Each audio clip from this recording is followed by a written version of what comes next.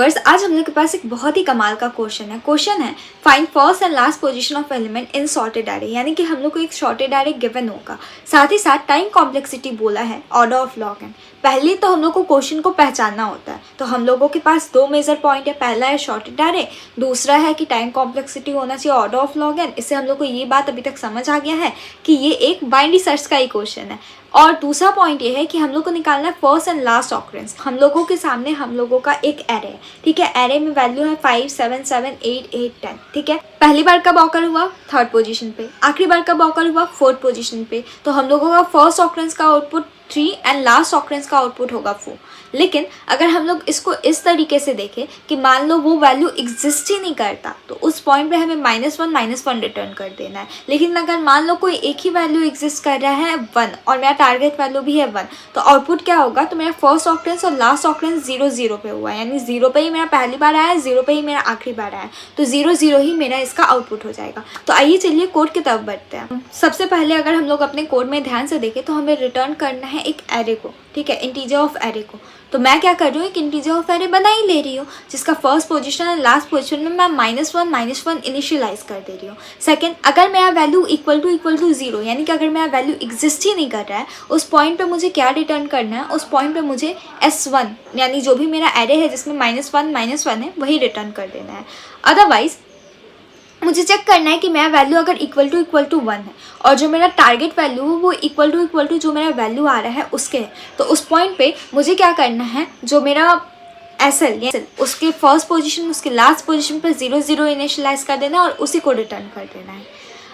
Otherwise मुझे सबके लिए चेक करना है नॉर्मली। तो ऐसे हम लोग समझ चुके हैं कि बाइनरी सर्च का ही है, तो मोटा मोटी बेस कोड तो बाइनरी सर्च वाला ही होगा। लेकिन इसमें सोचने वाला पॉइंट क्या है कि अगर हम लोग ध्यान से अपने एरे की तरफ देखें तो मेरा एरे क्या था? मेरा एरे था 5, 7, 7, 8, 8, 10, ठीक है। फर्स्ट टाइम ऑकरेंस हुआ था थर्ड पोजीशन पे एंड लास्ट टाइम ऑकरेंस हुआ था फोर्थ पोजीशन पे। लेकिन अगर हम लोग मिड फाइंड आउट करने के बाद दोबारा से जब मिड फाइंड आउट करें तो उस पॉइंट पे मेरा जो मिड का वैल्यू होगा वो होगा 4। यानी कि मेरे फोर्थ पोजीशन पे तो मुझे मिल गया, लेकिन मेरा फर्स्ट ऑकरेंस फोर्थ पोजीशन पे तो नहीं हुआ है, मेरा फर्स्ट ऑकरेंस तो थर्ड पोजीशन पे हुआ है। तो मुझे क्या रिटर्न करना चाहिए? थर्ड पोजीशन पे रिटर्न करना चाहिए। तो मान लो मेरा जो टारगेट वैल्यू है वो इक्वल टू मेरे मिड के वैल्यू के तो हो जा रहा है। अगर वो टारगेट वैल्यू इक्वल टू मेरे मिड के वैल्यू के हो जा रहा है तो मैं क्या करूंगी, लेफ्ट साइड पे चेक करूंगी कि लेफ्ट साइड पे अगर मेरा वो वैल्यू एग्जिस्ट कर रहा है कि नहीं। अगर लेफ्ट साइड पे वो वैल्यू एग्जिस्ट कर रहा है तो उस पॉइंट पे मुझे तब तक लूप रन करना होगा जब तक वो मेरे लेफ्ट साइड पे एग्जिस्ट कर रहा है। अदरवाइज मुझे तब तक लूप रन करना चाहिए कि वो मेरे राइट साइड पे एग्जिस्ट कर रहा है। तो इससे मुझे मिडिल के वैल्यू के साथ साथ मुझे लेफ्ट टाइम फर्स्ट ऑकरेंस और राइट टाइम फर्स्ट ऑकरेंस मिल जाएगा। तो अगर हम लोग इस चीज़ को अपने कोड की तरफ देखें तो हमें समझ आएगा कि हम लोगों ने ज़्यादा कुछ नहीं किया है, बस लो का वैल्यू हाई से छोटा होना चाहिए तब तक चलेगा। एक मिड का वैल्यू फाइंड आउट कर लिया है। अगर मान लो मेरा नम्स ऑफ मिड का वैल्यू टारगेट के इक्वल है, इसका मतलब है मुझे वैल्यू तो मिल गया, यानी हम लोग अपना पहला सीढ़ी तो चढ़ चुके हैं। उसके बाद मुझे क्या करना है, इस मिड का वैल्यू को मैं एक वेरिएबल बना ली हूँ K and M, उसके अंदर डाल दे रही हूँ, ठीक है, क्योंकि मैं अपने मिड के वैल्यू को इंक्रीमेंट नहीं करना चाहती, क्योंकि मुझे इस मिड का वैल्यू का यूज़ करना पड़ेगा लेफ्ट एंड राइट जाने के लिए। तो अब अगर मान लो मेरा मिड का वैल्यू इक्वल टू हो चुका है, तो अब मुझे चेक करना है कि ये वैल्यू लेफ्ट साइड पर कब तक आ रहा है। तो उसके लिए मैं एक वाइल लूप लगाई हूँ, जब तक मेरा nums of K indirectly it's mid, ठीक है। तो जब तक मेरा नम्स ऑफ मिड का वैल्यू इक्वल टू टारगेट है तब तक मुझे लेफ्ट साइड पे रोटेट करना है, ठीक है। तो अगर लेफ्ट साइड पे रोटेट करना है और जो मेरा SL का जो वैल्यू है 0th पोजीशन का, जो कि मेरे फर्स्ट ऑकरेंस को डिनोट कर रहा है, उसके ऊपर डाल देना है, ठीक है।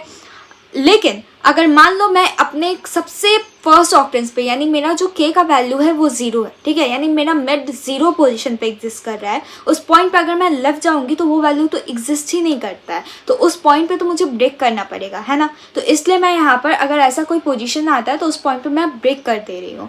अदरवाइज यहाँ पर से तो मुझे फर्स्ट ऑकरेंस का वैल्यू मिल जाएगा।